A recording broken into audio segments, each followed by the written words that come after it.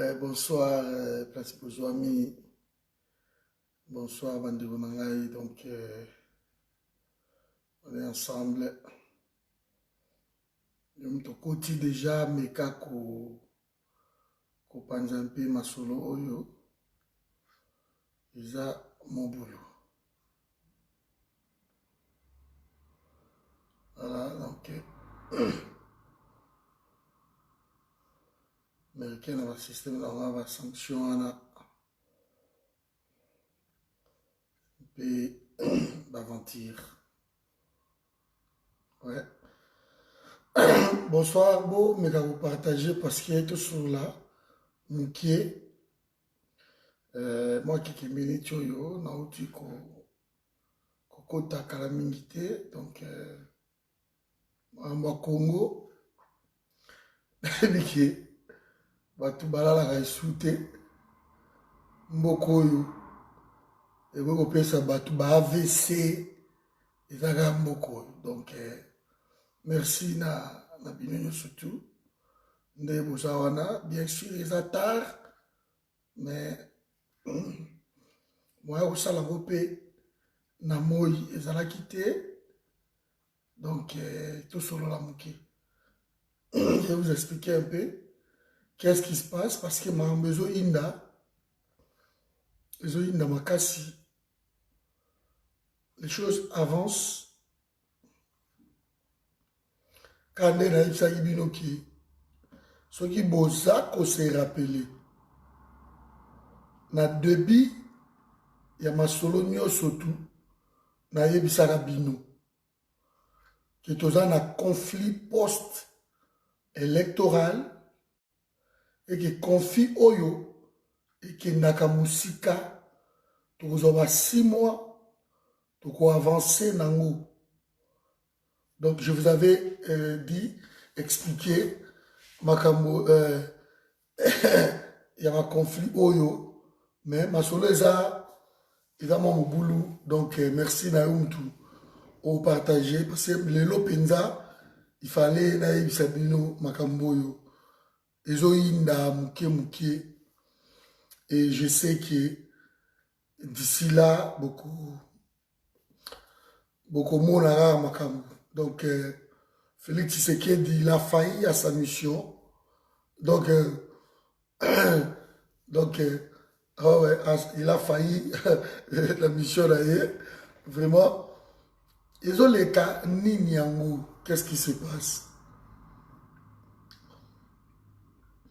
Il se passe que moi bah remords mon réseau salama à niveau il y a UDPS surtout bande konyo surtout au bah porta qui Félix na mutu il a parti combien ils ont été sacrifiés pour na Félix a ko signer loko moko boye. OK bango bazalaki au courant te. Je parle de gens, oh, bonsoir Emery. Je parle de gens qui posa qui candidature na bango comme député provincial, les provinciaux, les députés nationaux, tout ça. Même dans le Sénat, ces gens-là se sont retrouvés victimes. Il y a Moutoumoro balingi pouvoir à tout prix. Et voilà Moutou. Papa Toto et Koti Nakati Sikoyo ya Masolo. Donc il a débit. Les gens voyaient que c'est bon. Vraiment, pas comme nous ça nous le comprendre très bien parce que ça va arriver. Vous voyez que tout ce que je vous ai prédit ici et y a kanango toujours. Parce que l'analyse politique est compta tellement dans mes cours que beaucoup de monde a lobby et cause et ça arrive. Je vous avais dit la guerre commencera dans l'IDPS. Beaucoup de guerre wane bandaki na IDPS. Guerre ya osakanate. Si lelo même na minute tozolo balelo na IDPS il y a la guerre. Ba pro Kabund na ba pro Félix bazali lelo na IDPS. na ba o batikala fidèle l'esprit bana lokola ba yoka son bango baza ba pro kabundi et koto yo baza ba pro vie Tshisekedi ba petit mukoko bana nitwana. Donc guerre wana ils ont continué ba Jacques Chabani na ba Paul Chulungu bango tout baza contre ba Augustin Kabuya contre ba Kabundi contre banani ba Kazadi. Donc guerre wana za fratricide ils ont continué na kati ya UDPS tilelo parce que les autres va se retrouver. Donc Félix a joué au camp avec les 3 cas pour engager parti mobile. Ma député Bazate, ma ministre Bazate, madame Bazate, ma sénateur Bazate. Donc les gens se retrouvent que 37 ans à l'île, tout est par Kabila comme ça, comme un cadeau. Parce que Moutoumoko Bazana étiquette caca. Azalaka étiquette. Je répète ici, pour les gens qui nous craignent des aînés, des jaloux, je répète ici que on a tous combattu pour qu'un frère ou une sœur, bien sûr, ou un fils du pays, azala la moutou ya pays, qu'il prenne la tête du pays, mais pas de cette façon-là. C'est pour cela qu'on combat Félix. Pas de cette façon-là. On ne peut pas se retrouver en tête de ton pays en vendant ton pays. On ne peut pas. Parce que juste après sa nomination, il y a eu tellement de morts. Merci Nabandeko, on va partager la vidéo dans le monde. Ah, Bandeko, on va partager. Merci Nabino. Invitez les gens. C'est tard, je sais. Donc, le problème, il y a Ngouana. Déjà, liste Bimi, il y a FCC, Basanganaki, Bapesi, il y a Bango liste. Il y a Batuna Bango Oyo, Bakozala na gouvernement. Lambert Mende, Bakozala na gouvernement, wana. Lambert Mende, Oumouaki Makele. Et peut-être c'est lui qui va garder le métier. Lambert Mende, wana. Kabila Tcheka, Lambert Mende. Ache Bajali Seboussa. Bato Bate Kakapi, Bango toujours. Ache Ba Ingele photo. Les traîtres. Donc, toujours de même personne, bah, Chadari, Bazanakati, donc, dans la liste à Kabila, vous allez vous retrouver bah, Luigi Kizenga, je crois que je vais publier ça tout à l'heure. Donc, de même tête, au peuple Alubaki, Bangoté. Maintenant, au nom de coalition, j'imagine Peter Kazadiavande, et en face de lui, c'est Lambert Mende. Basilisipé, Babibi, Baseki, Babimi, Henri Mova, Baseki, Chadari, Babibi, Baseki. Et on dit que non, c'est la coalition. Mes amis, là, biso wa oyo tokoti kalakaka fidèle na combat otozo bunda. Parce qu'on ne peut pas tolérer ma bêtise ya bajarouana. Mais maintenant que Makambango est au Kende, petit à petit, na Moutou, il y a Félix, ce n'est même pas na Moutou à Kamere. Parce que Kamere est en train de voler l'argent. Dans une place, une piège où Félix a vous la destituer. Bientôt, hein? Qu'est-ce qui se passe? De l'autre côté, en acceptant ma bêtise, Félix Tshisekedi abandaki ko miser sur le peuple congolais, sur la versatilité de la Mouka, qu'il va débaucher dans la Mouka. À débaucher vite fait, il faut aller réfléchir, il va signer, c'est bon, abandako compter côté wana, musique tout, banane tout. Malheureusement pour lui, l'amour est commandé à peuple. L'amour est l'homme à validé, il commande à peuple. Il y a un moment au cartoon, il y a un versatilité, peuple aza kundate azaka olenche. Et de l'autre côté, tango onano yo auti kokende matungulu, peuple boke na bino faut que na lamuka est très fort toujours. Et tango oyo nana kendeki nyamusi, c'est pareil. Batango tango bazo kende bakufi pe mbala moko, on les entend plus parler, comme so balobe bato ba, ce n'est plus notre problème. Ce sont tous des traîtres au bazo kende wana. Mais la mouka reste, l'esprit, la mouka c'est toi, c'est moi, c'est tout le monde. Nous restons et nous sommes en train de faire ce travail-là. Maintenant, il se passe quoi? Et le Kowana, ils ont comaté en fait. Ils ont comaté. Maintenant, Félix qui misait sur ça. De l'autre côté, Kabila abandaki commisé. Kabila abandaki commisé sur le temps. Oui, Kabila a un temps messianique. Donc, comme à côté que la Félix il en était, Kabila, c'est impossible à dire que la Félix il en est, c'est impossible. Parce que pour Kabila, risque est trop grande à dire que la Félix il en est Mobimba. C'est pas possible. Risque est trop grande. Alors, il misait sur l'échec, il y a Félix.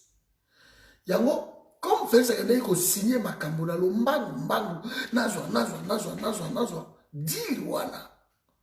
Nazwa. Or, Félix a pas intelligent na Diluana. Azaki intelligent. Parce que, ce qui a yébaki, il allait se mettre dans sa tête que c'est lui, en acceptant le deal, il va sauver le FCC. Dans la grief, il y a peuple congolais. Soit Azaki Mayele, je dis bien, je pèse mes mots. Soit Azaki Mayele. Félix allait comprendre que non, le corps a failli le boy, il ne vous reste que moi. Alors, moi, j'accepte, mais renégocions ce qui a été écrit là. Azali Mayele était. Azali, le quoi ça n'a yé, Moutoubalgala, a Félix, Chekoula, Banini, depuis on a déjà que n'a yé, n'a bonne affaire n'a récupéré. Oh, aspect wana, échappa qui bango. Et le quoi la bandera koyoka batute. Le quoi la bandera koyoka batute. T'as pour d'autres sonner kala. Félix a qui, sa kotia, bah, garde-fou. Félix a dit, Moutakala, vous avez un terme. Ça coûte lamba, on est accueilli.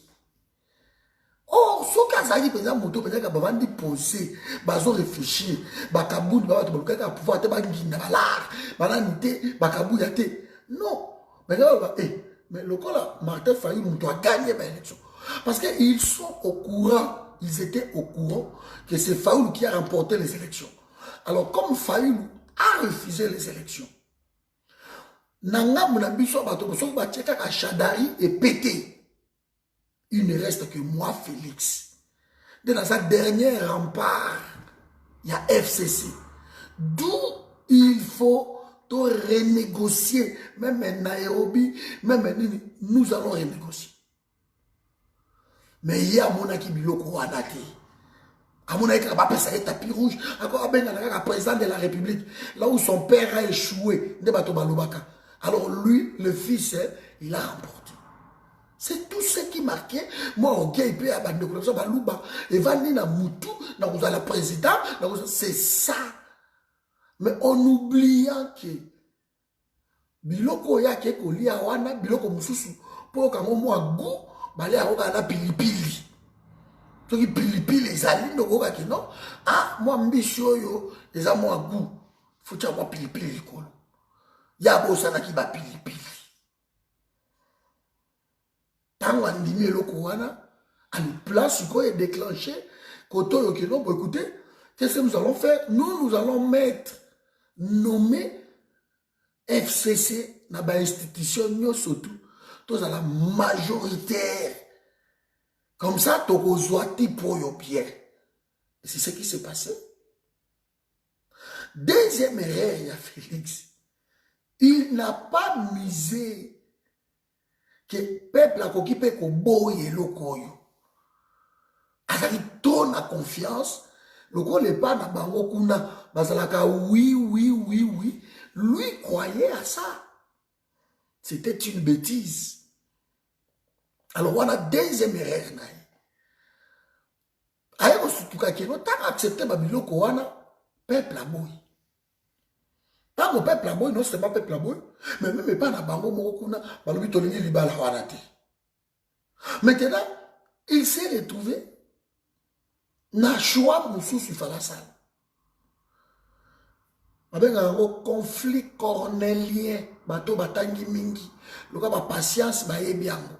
Conflit cornélien entre ton amour, peut-être, et les amis, entre ta famille, entre les marteaux et l'enclume. Il fallait faire un choix. C'est que Félix de Gazaraki wana, et ça n'a gini nyango. Baza lobi, tolingi liba loyote. Yé pas lobi koto, mais soki na tiki liba loyo, na landi pe soupe base. Mais koto yo pe soki na landi base, c'est que na okende, na cohabitation. Mais ba ko bomangay. Na osa l'échec moko total. Or, erreur il sous yango des pièges basala qui est. Parce que bah qui a accepté cohabitation parce que cohabitation c'est la mort il y a Félix politique physique spirituellement à tout. Ils ont opté pour la coalition. C'est qu'on a coalition tant qu'on va opter pour la coalition. Jean-Marc Kabound tant qu'on va négocier parce qu'ils ont négocié la coalition. Les accords d'Ilo Basalaki suite na moi la pomoni que Félix Zouama Kambutu Zouaka la présidence, nous on prend tout. Mais la coalition a été négociée. Mais le FC Sakosi Bango Peter Kazade Alubaki yango. Habito yokana kikino bino bozu oyo biso tozu oyo bino bozu oyo mais tozo ko comprendre que au fur et à mesure toza ko avancer bino bozo zo tout. Mais pour la base, il y a des promesses. Donc, ce sont des gamins, des affairistes dans la tête du pays. Il y a des parce que peut-être quand ça a lobby, on n'a pas compris. Tout le monde a bino keno, bino bokozwa oyo, biso tokozwa oyo. Maintenant, les comme makamtu kaka bino. Jusqu'à ce que tant que tu binisa biso tout, que non, mais libala ngope bana tout bazo botama, bazo la naka kabila. C'était suite à ça. Mais là, on a ce coup de film où on a qui danger de konanga. Soukana masolo. Donc, Félix Sikoyo, il se retrouve qu'il fallait quelqu'un dans la coalition. Il n'avait pas le choix. Parce que dans la cohabitation, il n'y a pas de parce que la coalition peut pas tromper. Mais si bango et l'autre côté, bazui tout. Or, dans la politique, la politique, erreur, monsieur, ça la fatale. Et ça a mis que le président de la République a se retrouvé dans l'institution mon côté où il dirige le pays. Mais mon côté, où il s'appuyer. Parce que l'institution présidentielle de la République ne dirige pas le pays, mais contrôle les institutions. Il y a payé tant pour la malade. Bon fonctionnement. Donc l'institution présidente de la République ne dirige pas le pays selon notre constitution. Mais l'institution présidentielle de la République, ils ont des arbitrés. Mais les joueurs sur le terrain, les joueurs sur le terrain, ils ont Assemblée nationale, ils ont Sénat, ils ont gouvernement. Vous comprenez les locaux dans le même les provinciaux, les assemblées provinciaux. Ça, c'est bah jouer au bobet à la terre et le président de la République a ça qu'un arbitre n'a su faire naïe. Ce qui me prend, c'est ça. Alors Félix a oublié le Kouana. Il a oublié ça. Et qu'est-ce qui s'est passé? Il a tombé sur un piège. Kabila n'a jamais, en fait, avant que ça la même coalition na mutu moko bokutana na ye, il faut yeba mutu ango azanani. Tu dois comprendre c'est qui est ton partenaire. Hein? Boko tambolaka na mutu moko boite par loyenge, oyeli boto honoré ye, tokumisa ye, tokobenga ye partenaire banini bo. Mais boyebi mutu wana ndenge azali. Vous les connaissez. Félix, pour l'avoir combattu pendant 20 ans, 18 ans, il le savait qui était en face. Il le savait. Il a fait une erreur grave. Alors, tant que je connais, c'est bien hindi. Tant que je connais, minute to zolo ba awa. Na kolobo ba kamusu wala ba côte, musu na kuboa kamote, mais boko comprendre kaka. Makambo za ingeta. Makambo ingeta. Ça fait 2 semaines, ils ont simbaté de l'autre côté. Délégation Oyomoni Baye Awa. Na nini syndicat Dokolo. On est sa 2e délégation. Délégation ya liboso au Félix Atinda qui baya na Europe Awa. Bazali, Bakimi. Bayaki, Bazumbongo na bango ebele. Bakimaki. Syndicat de Kolo ici, au Moniwana, et sa 2e délégation au Batindaki. Baya bokutana awa, masolo, na ba ministre à Kotoyo, bakutana ba qu'est-ce qui va se passer? Parce que Félix, peuple mobimba dans son ensemble, bayebi qui opère de partout, alors tous autres, c'est là, il y a un gouvernement, et surtout les régaliens. Les régaliens, Félix a perdu même ça. Il a perdu. Il a compris. Baye ko conseiller Chiko balobi na yeboy. Ko bimisa gouvernement te fait jouer la carte. Yata. Pendant ce temps-là, quand on joue carte, tu vois, yata. Félix atini noko na ye. Sango oyaza mokonza maison civile. Yé motazo jouer médiation Chiko makasi. Bake bakutani na bambongo. Félix a dit, j'ai besoin que bandeko na ye à la muka ba aider. J'ai besoin de Martin Fayulu, j'ai besoin de la muka, de baya ko aider ngai. Ba yebisi même Didier Renders. Didier Renders a yebisi Jean-Pierre Bemba et Fayulu ba solo. Ba on se ko balobi mais to ko aider comment? Il faut qu'il nous dise comment on va l'aider. Parce que tu es tu vas aider, mais tu peux aider Nanini. Voilà. Félix a réitéré encore le Coran. Et tant qu'il a réitéré encore le Coran, a yébisi, Monseigneur a dit que na banani, bakuta na Fayulu, balandi bembati na gemena. Bemba na sala ba tourner na ye. Na gemena obeta gemena lisala kote wana balanda bemba na gemena basololi bemba lobi mais il faut tout y on va l'aider comment mbala moko ba ko défi le pays que non il faut pas aider Félix bako balobi non proposition ya lamuka eza sur la table biso toza na proposition wana si on doit l'aider proposition Yangoana. On ne lui reconnaît pas déjà comme état président de la République. Donc, ça, il faut qu'il oublie. On recommence les élections. Point barre. Parce qu'il n'a pas gagné les élections. Ok. Qu'est-ce qui s'est passé? Masole Kwe et pas Barenders. Va convoquer ce qu'on Félix. Le Félix Tamakoyawana, peut-être, je dis mais peut-être, bandeko pe bakoya bandeko la biso balamu pe bakoya po baya kokutana banterine makambo. Mais qu'est-ce qui s'est passé? Lamuka a commis le sous lettre parce que dans le milieu de c'est déjà première délégation il y a américain a commis déjà na Kim na Kim na comment je crois depuis lobby je crois bazaki na Kim ou avant-hier, je crois le Bazaki Naki. Bah, comment qui déjà? Alors, comment qu'il lettre déjà, ma pesi lettre, on a l'ambassade de surtout.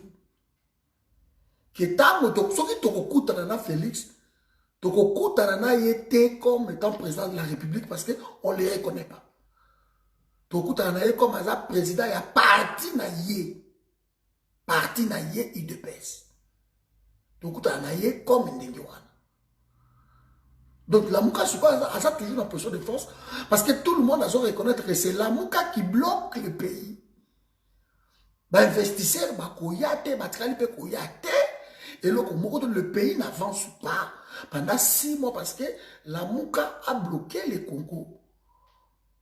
Crise à légitimité. Félix a voulu chercher ma camboute pour la légitimité. Donc, problème est vendu.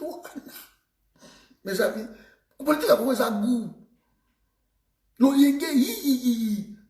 De l'autre côté, pourquoi Félix Anouki est Douana? C'est qui se trame? C'est qui se trame?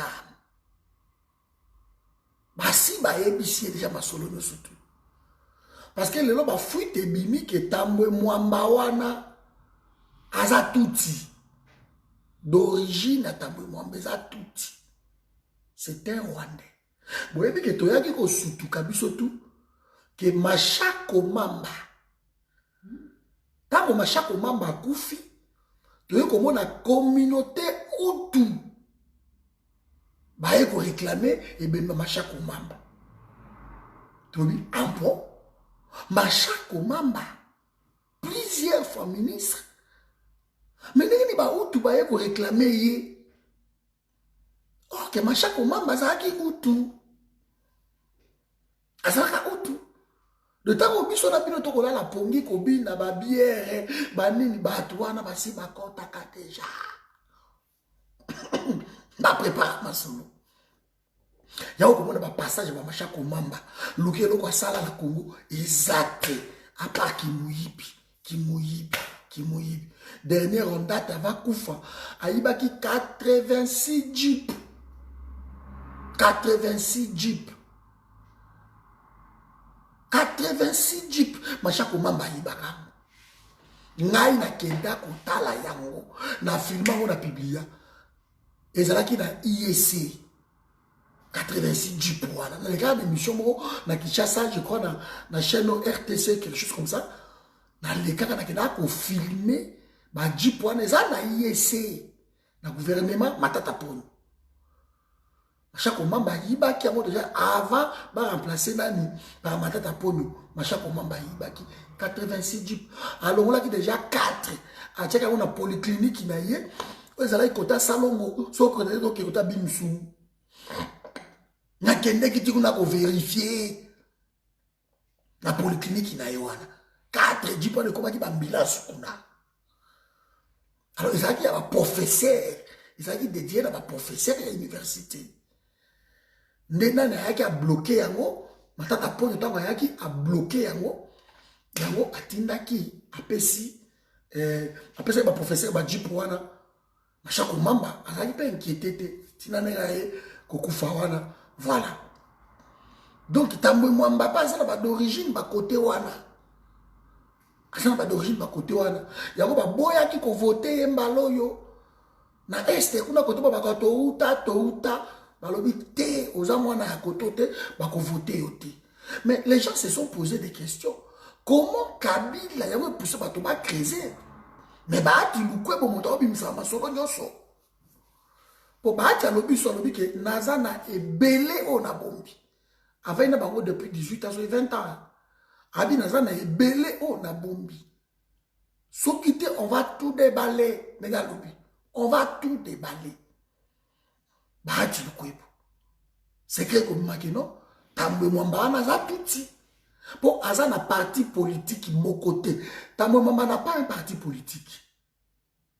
Tambe mwamba za la kanakati ya FCC comme indépendant. Aza yé moko. Mais comment moutou Aza na base ya parti politique té? Bokei kolo Kabila désigné kaka yé. Alors que moutou oyo Aza la base, la deuxième force dans le pays, Bobby était. Pourquoi? C'est par là qu'on comprend que Kabila, ça a confiance quand même de Konaye. Mais les amis, Chadari, pareil. Comment on peut Chadari? Et Batango, tout ça va répondre de justice internationale, les autres Kabango. Mais il y a pour Batouana. Pourquoi? Ça va dire qu'on a tout. Entre eux, ils se trahissent jamais. Jamais. Donc, on va oumela na Congo, comment les Congolais pensa, vendre na Congo, beaucoup soupçonner. Or, ça va d'origine ba côté wana. Yango suko epe sikanda kotoyo. Kabila avait compris même que non. Tant va okene l'élection kuna na Sénat, kayeba ke ba ko voter tambe mwambate na ba sénateur. Ayeba kiango. Yanga loba ke ye moko akozala présent mukolo wana. Donc campagne Robanda le 22 ti le 27 allez ba voter. Donc ye moko ba ya kozala mukolo wana kwa kende kotala. Nani a voté, nani a voté. Façon, il y a une pression. Mais qu'est-ce qui s'est passé? Kolongo ya baati luko peut précipiter moi makambo ebeli. Parce que tant que baati luko ba longwe na yekuna, bien sûr, il n'a pas encore rejoint Félix Tshisekedi. Na minute tout solo. Mais et là quelques années, baati a révélé que ce qui est élection sénatoriale et salami bako destituer Félix. Pourquoi bako destituer Félix? Parce que depuis Félix a tient la présidence de la République, ils ne font que dilapider le denier public. Mbongo bimana ndenge ya mukete. Et on parle ici de millions de dollars. Jusqu'à ce que Deo Gracia a outi ko lobaleli a lobi to toucher même les réserves de la République. De ma déficit, il y a 300 millions, 400. Donc, mon réseau bimana nenya mukete. Ba salisko ba société écran. Ba société wane salami. Mais botu nanga siko bande ko nanga. Piège au Mathieu Félix, mais donc on a passé ils n'ont rien compris. Un simple ministre, Louise Mumba Matip, a bloqué ordonnance présidentielle. Alors que non, bateau y a nommé PDG, Baroulikate a bloqué. Moutou Oya Deo Gracia, gouverneur. Il y a Banque centrale, Eza Kabila. Ministre et à finance, ministre et à budget. Bongo, dans mon même viango, bako reconduire la liste à FCC, vie bongo passe en 4.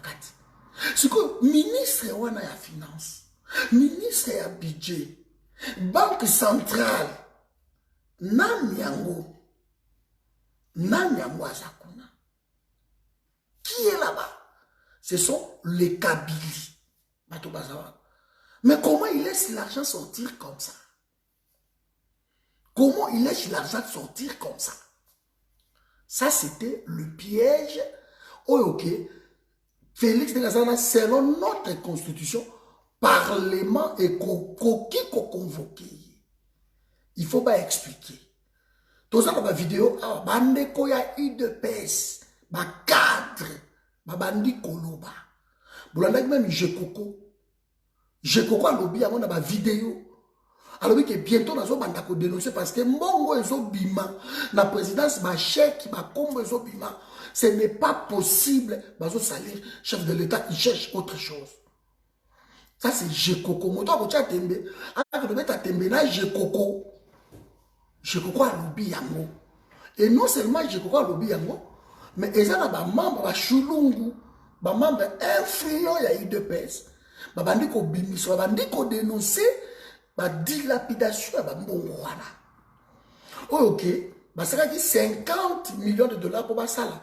La maison sociale, la société de projet à chef de l'État. Mais tant que ah merci. etango oyo eye nini na mbongo wana nini comment je vais dire 50 millions wana badekesaki nano 17 millions et 17 millions wana eloko moko emonani ti mbongo tu ekei. Alors baya komisa sur projet mosusu ke non bamoni batonga 3000 logements ya basoldat. Alors côté wana tu bamongo tellement que bambongo wana nde oyo ko destituer Félix soki Tambwe Mwamba a côté na place wana. Alors moi je viens de recevoir un coup de fil lelo naki alors comment que hindi un ami oaza na PPRD, j'éteins les noms aza na PPRD, aza député na PPRD, leur dernière réunion ce qui a été décidé parce que bango va comprendre que Félix a solo lina lamuka entremise na viewana a solo lina lamuka et le la solo lina lamuka qu'est-ce qui se trame mwana oya fils mukoko bango bato batindi ye aloba makambo bazoloba wana qui appartient à l'Evende, babima bakendo sala masolo, bakende batelemela sena wana, Tambwe Mwamba ko lekate. Amo, bango suko ba sauter avant, ba comprendre qu'il y a quelque chose qui se cache. Donc plan ya raïs na bango qui va destituer parce que constitution sur va destituer Félix. Tambwe Mwamba ko vanda pendant une année et ça la 3 mois de Sénat pour son makambo. Dans 3 mois, il faut organiser une élection ou mois de 4 mois, organiser 120 jours, je crois. Je vais consulter ou je me trompe, mais je crois que c'est dans les 90 ou 120 jours sur ici. Va organiser une élection. Et là, la constitution n'interdit pas Kabila à Zonga. Il y a un moni Kabila a siégé dans les Kunate parce que le quoi ça sénateur à vie.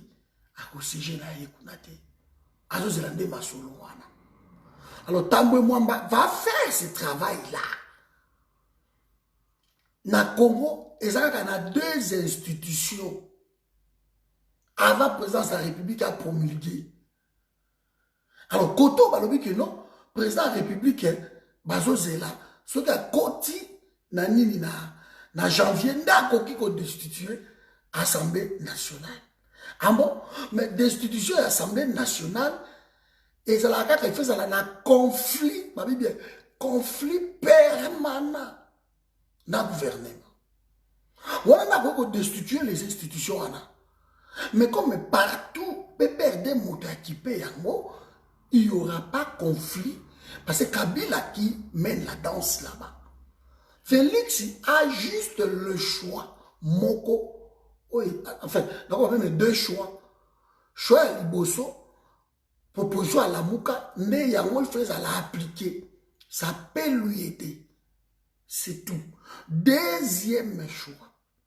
Le corps a tellement d'insécurité dans le pays, désordre dans le pays, il faut déclarer le pays état d'urgence. Si on a déclaré état d'urgence, les institutions tombent. Et quand les institutions tombent, et tu as l'institution présidence de la République, par là, il y a une élection anticipée.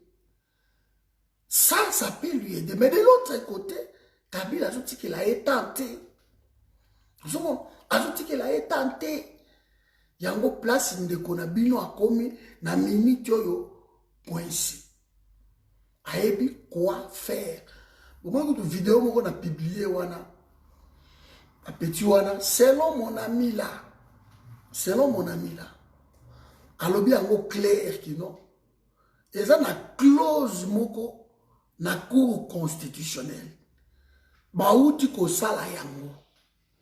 Pour na ba député. Bakoki ko revoir élection présidentielle. Bon la vidéo on a très bien.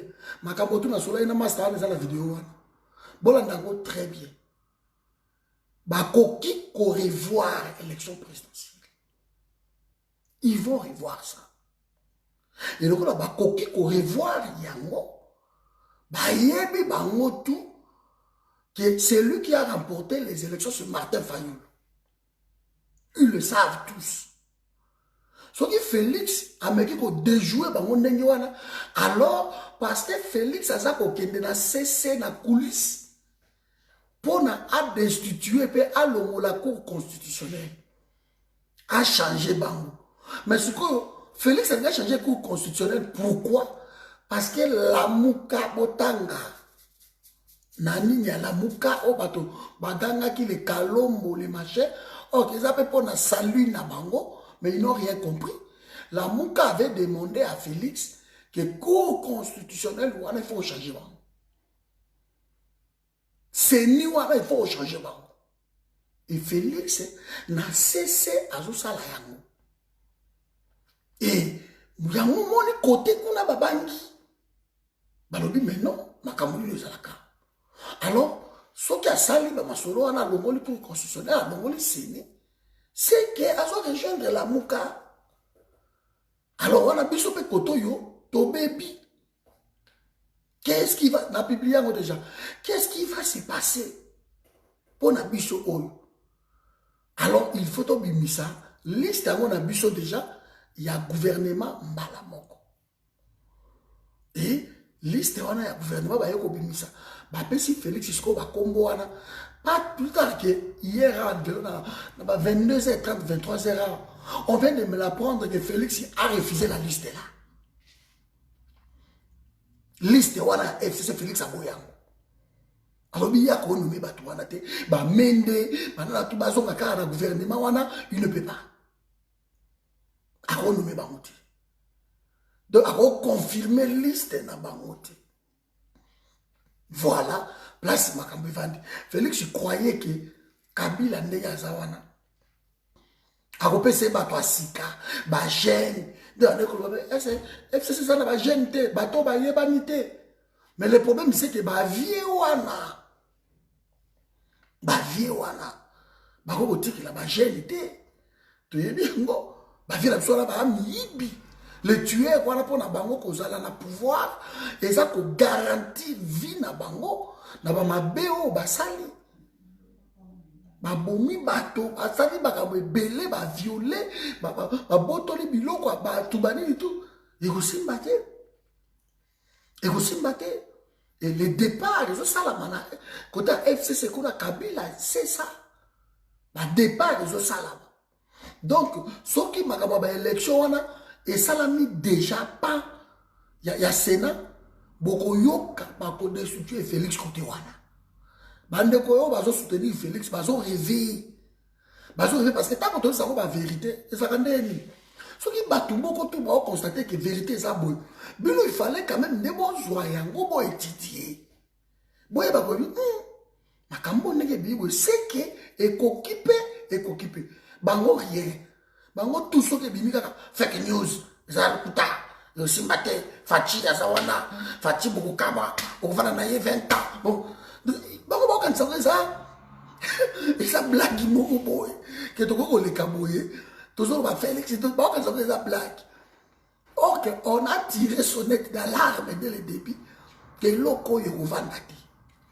FCC qu'on a lobby, Bango, Cour constitutionnelle, Wana, avant Félix a destitué Bango, alors la Bango, Bango siéger l'Issoussou. Comme ça, va revoir. Selon Bango, vous pensez que non. Cour constitutionnelle, ça va close l'Issoussou. Et c'est ni Négazawana. Bah, si ça déjà mandat, je crois qu'on a joué.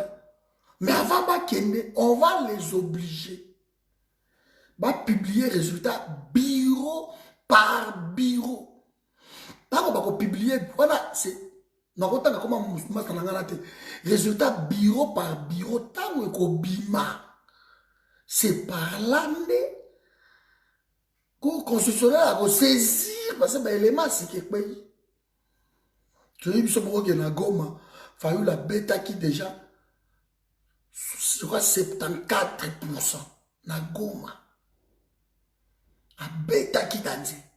Même na Bukavu, Fayoul la bêta qui. À part kaka ville, oh, ceux qui Walungu, oh, il y a Vital Kamerhe, partout là, ma femme bêta. Frappe là, ça canate. Et quand tu as écouté Kolobate, bah, score, mon gros, stalinien.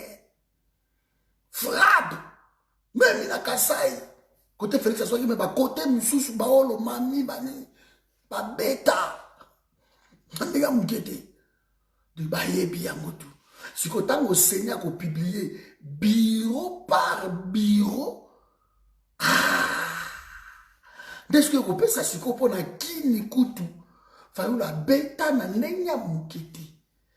Bon, on a vu le vidéo. Fayulu. Bah, quand on a Fayoulou, boti 1h du matin, tant qu'on a mis 2h du matin, Félix. Donc, il faut la bêta na nenya Moukete. Bah, et bien, bah, ça n'a pas résultat. Il y a un chantage à Félix. Alors, Félix, à côté qui place Wana, il fallait se préparer bien. Donc, ça l'a qui pressé à côté. Mais, bon, ça l'a pressé, t'es bandé qu'on a gagné. Toujours poussana. Toujours qui est malé. On va tout ça calme. Parce que tu as vu qu'il y a un conflit électoral. Il y a un conflit post-électoral. Et ce qu'il y a toujours soit, et ça y a deux choses. Soit, rétablir la vérité des urnes, soit, banner l'élection. Autant dans le monde, côté de l'élection, il y a un problème. Il y a soit, non, il y a des arbres. Ou soit, confirmer qu'ils ont des gens. Ou non, on recommence les élections. D'où, dans la minute où on dit, tu as vu qu'il y a une élection, il faut bander la main. Tosuki, voilà. Donc, moi, je suis Félix, place Azali, donc on n'a pas entouré, n'a pas Kabili, donc, Tokota là, mais bateau, oh, ça permet, il y a Félix, n'a pas de Wakacha, à l'Obakiango. Wakacha, à l'Obakiango, et puis, dans la qui Major Bissa, pour y avoir un proche, il y a Félix, à l'Obipe Lokowana. Les gens qui entourent Félix, pour na bango bazolo baké, et comme ils tournent à Bissotolia. Yango même moi non ba fils mukoko ba utiliser bango. Balobi conseiller o ko banda ko tonga banda ku banini, boye bisamso ba conseiller to kolanda bango. Parce que bazo mon le côté 100 jours koufi, masolo tout ba chantier à l'arrêt. Yango Félix, il faut quitter sur le terrain, à quel côté là, qu'est-ce qui se passe? Parce que ma chantier va tchaki à l'arrêt, bah so mouton na ba tchaki wana ba comme ko réduire ba nombre ya ba mètres. Bah comme ko réduire. Bah chantier que ça à l'arrêt, rien n'avance. Rien n'a avancé. Mais on ne peut pas bâtir un pays na ba so mouton.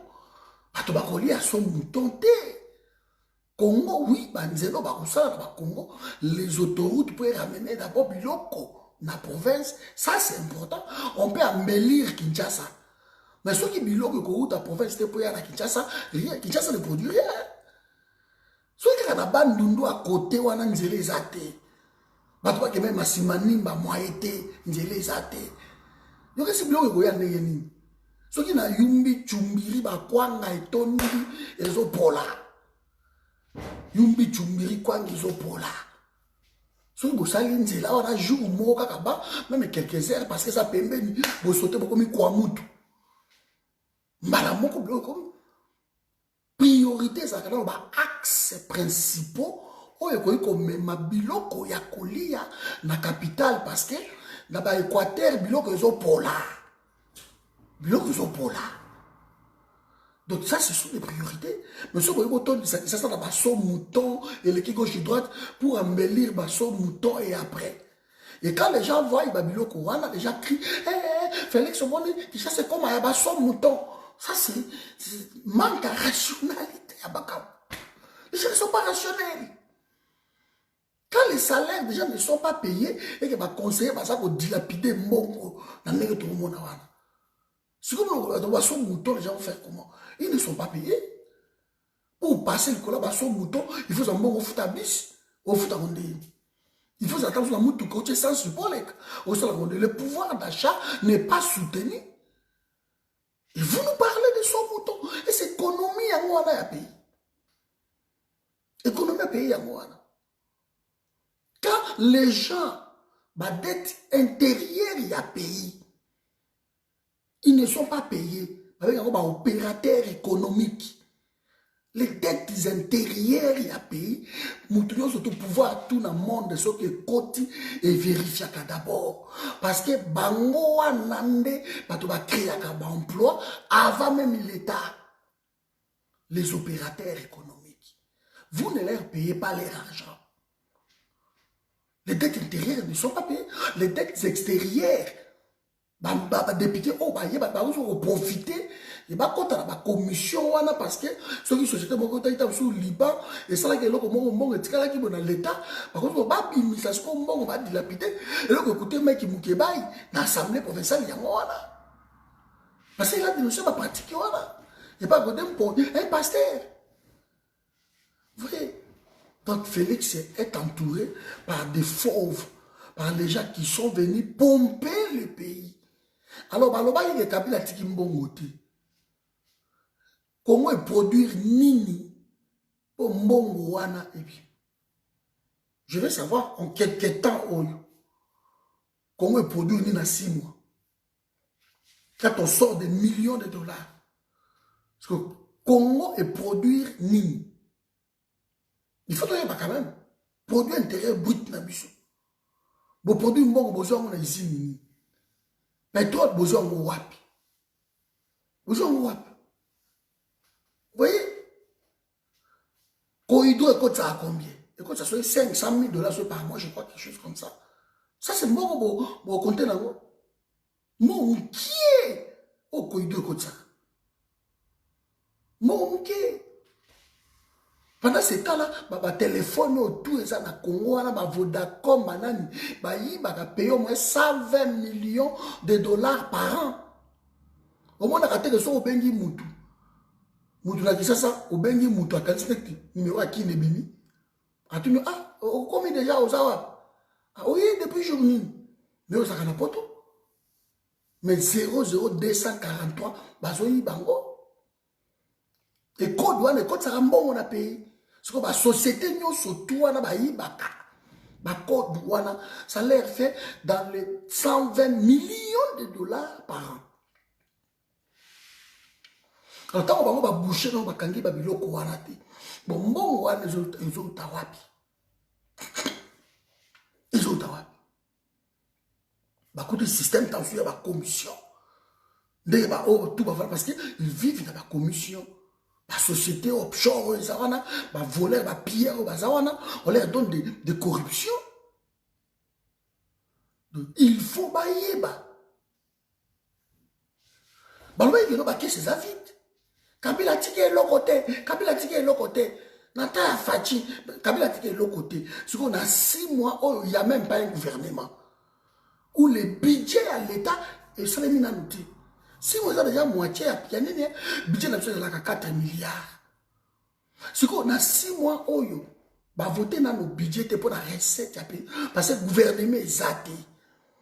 Si on va voter dans nos budgets, si on va voter de l'autre côté, on va voter caisse vide.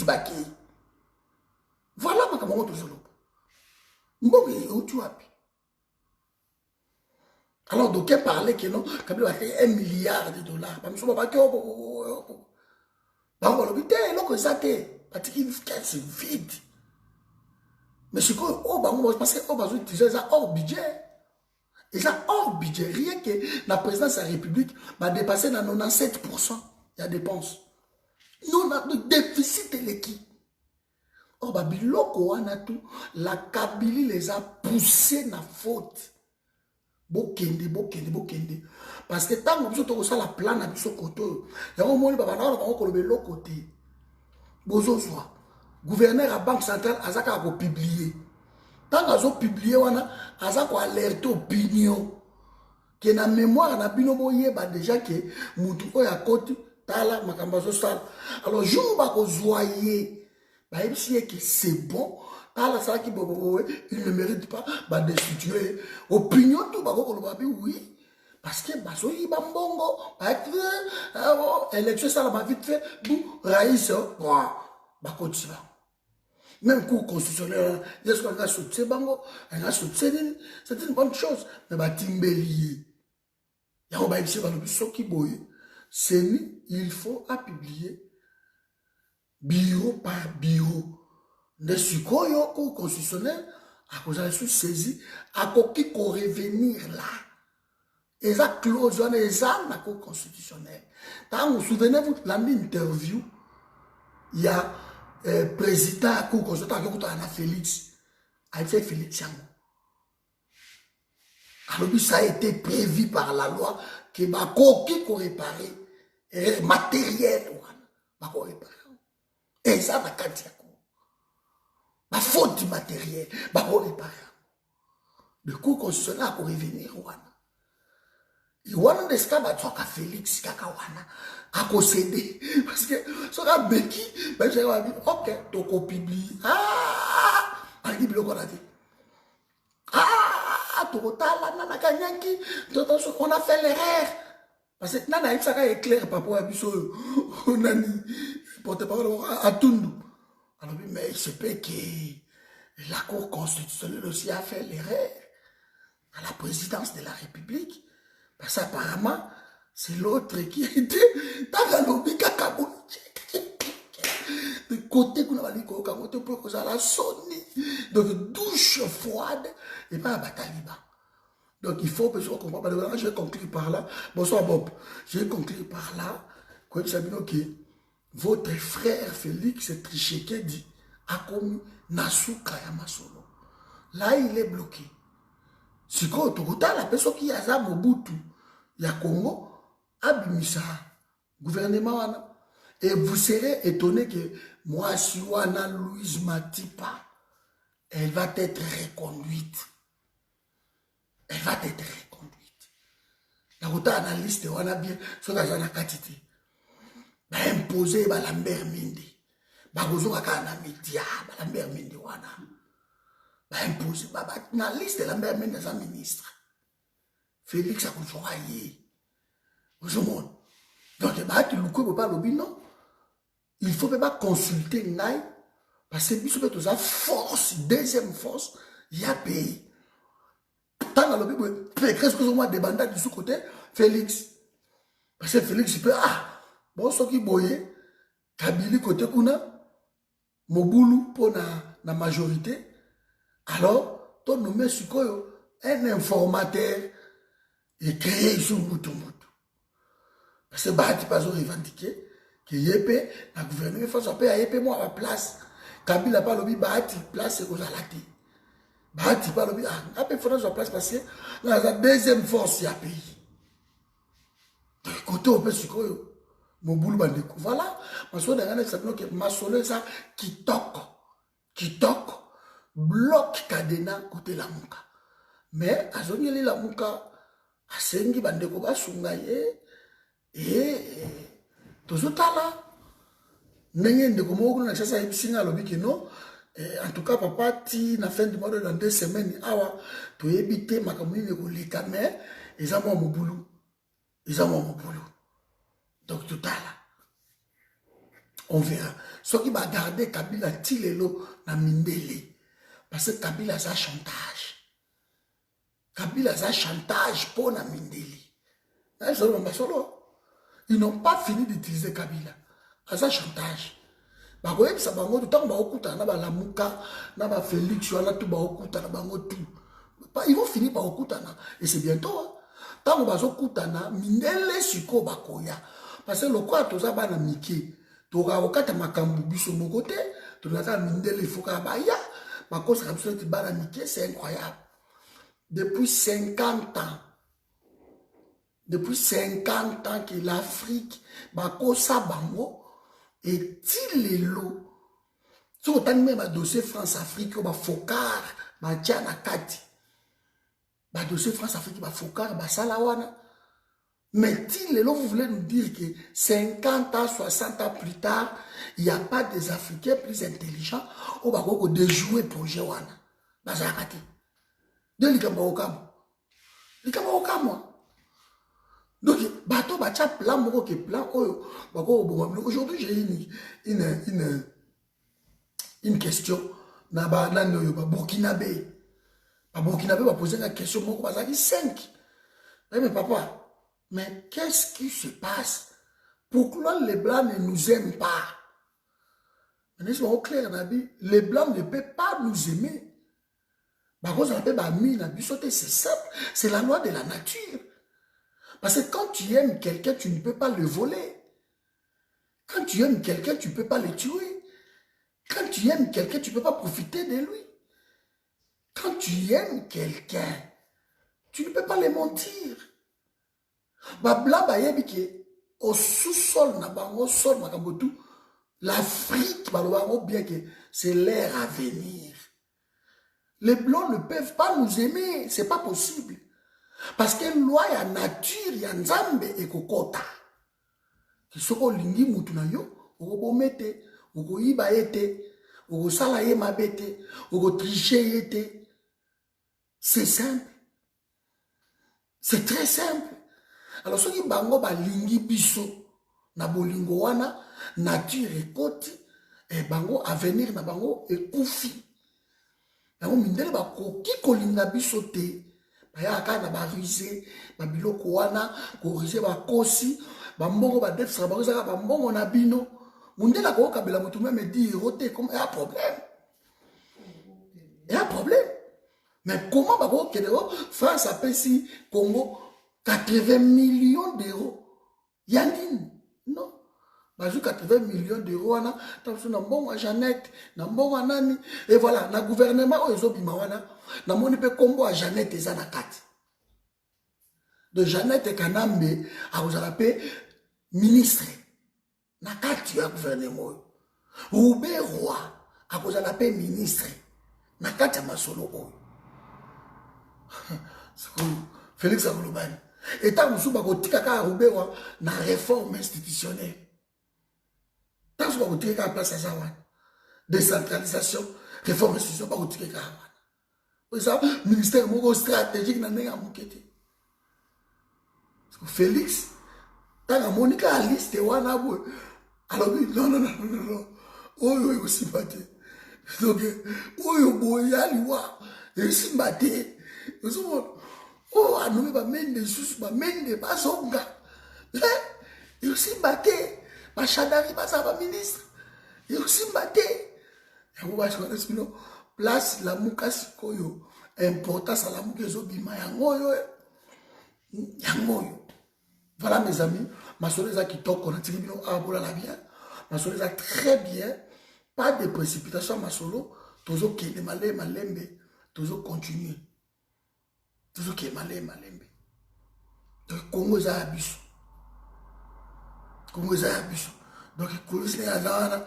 Tu sais que non, ou soit, à cause de la choix qui a tiki na ye Kabila, a ye Koutoy. Mais, votre frère là risque de mourir. Parce qu'on a là signé. Na ba Rwandais, ou ba Kagame, ba commencer à la éloge naie partout. On a là signé là-bas, Ayebaki. Mais il savait que Mouzé a koufa pour la signature. Ce Mouzé là koufa qui, il a pour la signature.